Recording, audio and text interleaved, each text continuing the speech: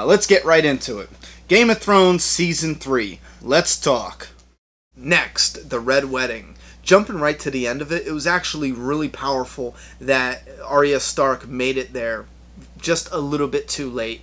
Because that's a blessing and a curse if you look at it. It's a curse because she just made it there. She didn't get to see her family one last time before they died. That's a curse. Her brother, her mother, done.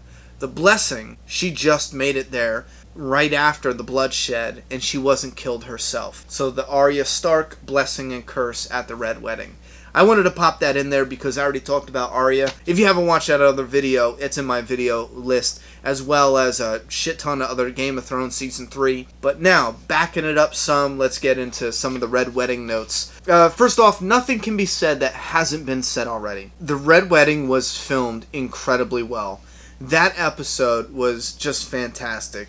Not just that episode, but almost all of the scenes for the Red Wedding, especially the build-up to it, was just fantastic. The reigns of Khazkamir, I don't know. I'm not even going to lie. I don't know what the fuck it is. I just know that it's the reigns of Khaz something. That's a beautiful song. When you start hearing it, it's eerie, but it's beautiful, you know? It has that underlining impending doom to it.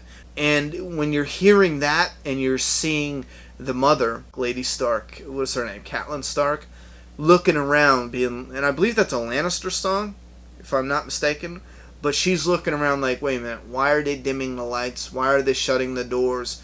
And then she finds out that Bolton has the metal armor on to protect himself against knives and arrows, I think, or something like that. The build-up there is absolutely incredible. It sets you on this roller coaster, and the whole time you're thinking, well, maybe at least somebody gets out of this, but you have this gripping feeling that everyone's screwed. They are all dead. And it's just a matter of time before you actually see it before your eyes. So it's kind of like that slow burn, you know what's coming, and we're just going to let you sit here, you know, horrified, waiting for that to happen before your eyes. I love that build-up. And the events that happened at the Red Wedding, it's sad, it's tragic, it's brutal. I personally was more surprised that the mom didn't make it out alive, somehow, you know. But like the Bree and Jaime thing, the scene between them in the bathtub, the ending of the mother was done like it was on a play. It was rather dramatic. She's like all like,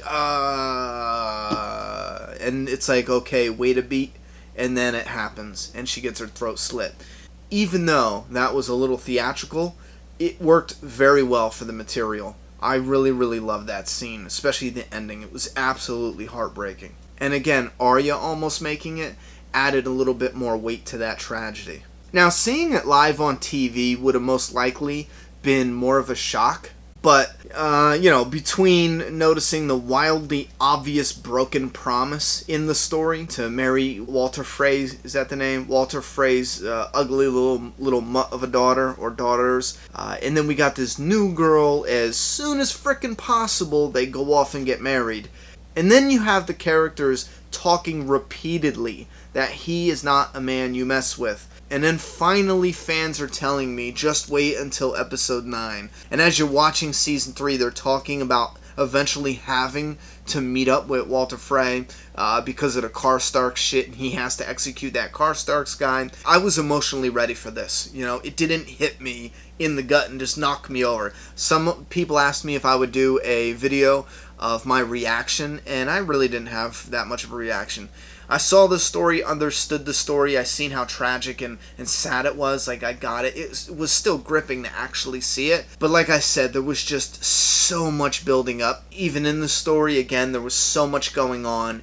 I had a full season of season 3 to prepare for something bad happening. So I really wish they would have showed Robb more, I'll be honest with you. Somebody did say that he's not even that prominent of a figure or a character in the book, and that is like a downside. Let me think. I read a review where they did say that that was a problem they had, that Robb wasn't as prominent in the book, or he wasn't in as many scenes. And I felt like they did that with the show too. I would have liked to see him battle more. To me, it feels like HBO is handling the budget really well, but they're kind of getting predictable with how. Like with the scenes with the Mother of Dragons, she goes to Saka City, and they're always doing something where it's like, oh, but we'll just go through this back door and have a small scene. You know what I mean? We'll betray the Masters and have this smaller scene with the dragons and killing the Masters.